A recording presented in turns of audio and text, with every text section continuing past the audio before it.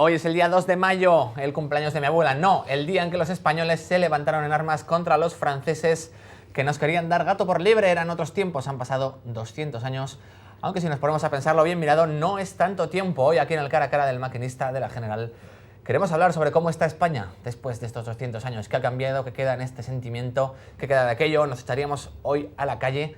Buena pregunta. Para ello tenemos a Pedro Martín y a Octavio Gómez Milea. Bienvenidos. Don Pedro, ¿cómo estamos? Muy bien, buenas noches. Un placer volver a tenerte aquí. Octavio. ¿Qué tal, Juan Luis? Nos echaríamos hoy a la calle para defender España. ¿Cómo lo ves tú?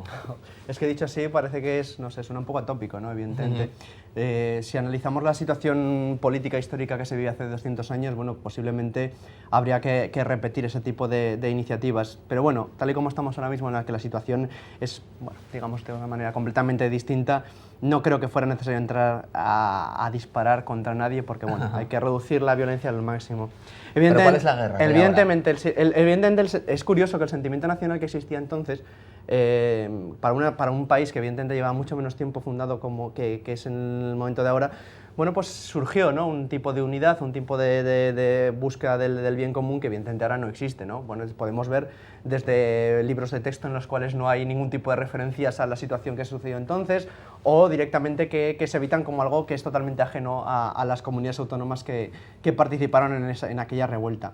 En fin, en sí, el concepto de 2 de mayo, de la guerra de la independencia, bueno, mal llamada de la independencia porque en ningún momento fuimos anexionados a nada, ¿no? Pero bueno, pues es el ejército francés, que entonces era el más poderoso del mundo, entró en España y trató de ocupar como había ocupado el resto de Europa. Quizá nosotros, impulsados, pues bueno, pues siempre se ha dicho, la Iglesia, los estamentos más conservadores trataron de evitar ese tipo de modernidad dentro de España y la convirtieron en una insurrección popular que nos llevó a una enorme cantidad de muertes de una manera un poco absurda. En los tiempos en los que corremos ahora, bueno, pues vemos que está todo totalmente cambiado, ¿no? No hay sentimiento nacional, no se considera España como una unidad y como tal, bueno, pues es un poco realmente triste, ¿no? Pero bueno, ¿qué le vamos a hacer? ¿Tú, Pedro, cómo lo ves? ¿Crees que hay sentimiento nacional? Yo creo que Arturo Pérez Reverte, que está teniendo mucho que ver en las conmemoraciones de este 2 de mayo de 200 años después, ¿no? Lo dijo muy claro hace mucho tiempo en un artículo, y es que si esto pasara ahora, lo primero que haríamos sería salir a la calle, sí, pero para ver si nos han rayado el coche. No, yo creo que en ningún momento haríamos eso. Pero también creo que fue algo muy parecido a lo que ocurrió hace 200 años. Lo que pasa es que, claro, con la perspectiva histórica, pues a lo mejor 200 años después perdemos un poco el norte y solo queremos ver, digamos, aquello, lo heroico y todas estas cosas. Yo no creo que hubiera realmente, sobre todo pues, en el 2 de mayo, un sentimiento especialmente patriótico en aquel momento. O sea, en aquel momento tú lo que te estabas encontrando es que estaba entrando un soldado francés por la puerta de tu casa que hablaba raro, que llevaba un fusil y una bayoneta y que iba a pasar a cuchillo pues, a tu mujer y a tus hijos. Entonces tú cogías la navaja que tenías ahí de afeitarte y se lo pasabas a él, ¿no? Entonces no creo yo que hubiera ahí tanto un sentimiento de unidad patriótica, sino como un miedo a lo ajeno, a lo extraño, porque al fin y al cabo es que, claro, cuando nosotros hacemos un análisis histórico de todo lo que sucede ahí, lo hacemos siempre desde una perspectiva del siglo XXI, y yo creo que eso es un error, no estamos en la cabeza de una persona de las que estaban allí en aquel momento y queremos atribuirles unos valores que asumimos como propios y nuestros del siglo XXI, pero que no estaban en esa época. En esa época estamos hablando de que la mayoría de la población española pues era analfabeta, y bueno, el propio Goya lo pinta en sus cuadros, ¿no? Éramos unos catetos, ¿no?, en aquella época. No digo que ahora, bueno, no sabemos. No es que hayamos mejorado mucho, ¿no? Bueno, pero quiero decir, me comprendes lo que quiero decir, ¿no? Intentamos extrapolar nuestro pensamiento del siglo XXI actual a una situación que ocurre hace 200 años y eso no se puede hacer. Y lógicamente sale una cosa extraña. Oye, cambiando un poco, los aragoneses parece que lo vendemos peor. En Madrid hoy han montado una bien gorda, aquí estamos con los sitios y parece que no nos hemos enterado. Es que yo creo que hay una opacidad provocada por esto de la Expo, ¿no?, que nos está llevando a apartar de alguna manera, ¿no?, la celebración de los sitios de Zaragoza. Bueno, es un momento interesante. Yo defiendo más la teoría de la unidad con la gente francesa que vino. No vamos es que denominarlo ejército francés que ocupaba o invasor es un poco exagerado. Me refiero, los ejércitos franceses napoleónicos estaban acostumbrados a entrar en las ciudades y que les entregasen las llaves de las ciudades sin problemas. Las guerras napoleónicas se volvieron más brutales en la Primera Guerra Mundial y la Segunda Guerra Mundial. En realidad, la guerra napoleónica era una guerra muy sencilla en la que colocabas las tropas, entrabas y conquistabas. De cualquier manera, yo creo que habría que reivindicarlo, igual que en 1908, con el primer centenario de los sitios, también hubo una serie de celebraciones, modernizaron la ciudad de una manera deliciosa. En realidad hemos estado viviendo de ese rebufo durante 100 años, ¿no? Habría que potenciarlo de alguna manera más y olvidarnos un poco quizá de las celebraciones de la Expo.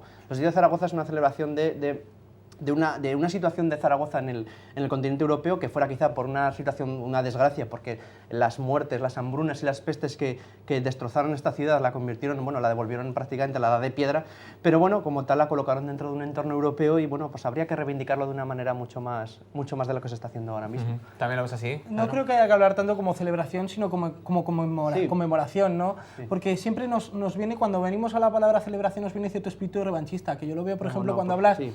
de la exposición, por ejemplo, hispano-francesa de 1908, ¿no? Hacemos una exposición hispano-francesa de 1908 en el entorno de la Plaza de los Sitios, ¿no? Bueno, que entonces creo que no se llamaba así, pero lo que plantamos es un monumento a los sitios con la aragonesa que les estuvo pegando cañonazos a los franceses, ¿no? Pues cuando llegaran ahí los franceses 100 años después a una exposición y vieran eso, dirían, ostras, ¿no?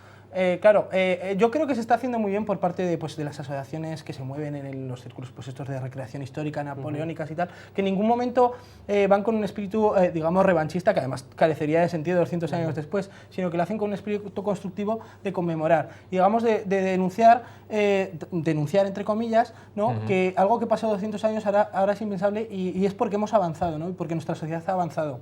Entonces, no deja de ser algo simbólico, pues digamos que hasta teatral, ¿no? Pero denuncia, ¿no? Pues que algo que pasaba hace 200 años ahora no tiene que pasar, ¿no?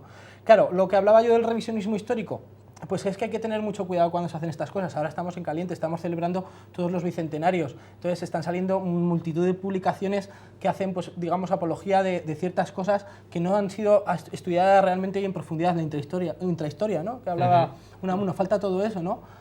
Yo creo que falta todo ese perfil, porque claro, es que podríamos estar hablando de que a lo mejor dentro de 200 años las cosas que están sucediendo ahora podrían verse desde otra perspectiva completamente diferente. Y te podría poner un ejemplo, es un poco atrevido, ¿no? Pero por ejemplo la situación que está ocurriendo ahora actualmente en Irak, ¿no? Pues es lo mismo, tenías un dictador, te viene un ejército de fuera que te dice que viene a buscar armas de destrucción masiva, surge una insurgencia, sabe Dios si dentro de unos años habrá otro dictador y a lo mejor dentro de 200 años pues esos insurgentes de Irak son la gente que salió a la calle en los sitios de Zaragoza, ¿no? Entonces es muy difícil hacer un revisionismo histórico si no lo haces en profundidad. Y no olvidar, uno de los grandes que se considera los grandes cronistas de todo este tema de los sitios y del bicentenario de la Guerra de Independencia es Goya. Goya era un afrancesado. A Goya se lo habrían pasado Goya es de los que entregaría las llaves antes de la ciudad antes que ver morir a tantísima gente de una manera realmente absurda. Se lo habrían pasado por el cuchillo la gente que se alzó en armas.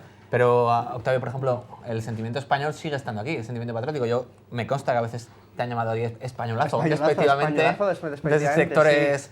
Aquí cercanos a Pedro, que luego dirá... Desde sectores cercanos a Pedro de manera circunstancial, porque Pedro sé que es una persona muy respetuosa con esos sentimientos y se lo agradezco. ¿Esa expresión de españolazo que a veces se escucha? Es curiosa, ¿verdad? No lo sé exactamente, lo define una especie de trotskismo, stalinismo retrógrado que no entiende el concepto de internacionalismo, sino que lo reduce puramente a un regionalismo cateto.